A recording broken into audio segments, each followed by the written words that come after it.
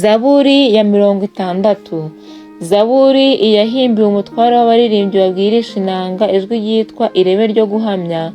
Mikitamu ya Dawidi yahimbiye kwigisha ubwo yarwanaga n'Abasiriya b'i Mezopotamiya n'Abasiriya b'i Soba. Yowabu akagaruka akicira mu kibaya cy'umunyu Abedomu inzovu n'ibihumbi 2. Mana uradutaye uradushenye, wararakaye udusubizemo intege. Wateye igihugu gishyitsi uragisatura, ziba ubusate bwacyo kuko gitigita. Weretse abantu bawe bikomeye, watunywesheje inzoga zidandabiranya.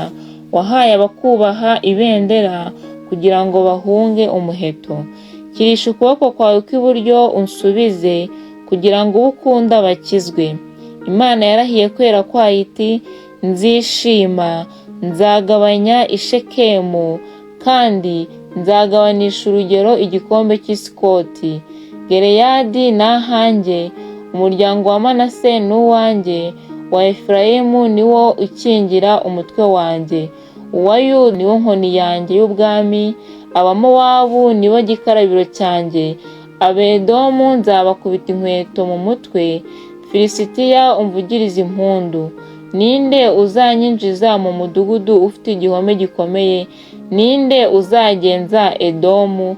Si wowe Mana wadutaye uzangezayo?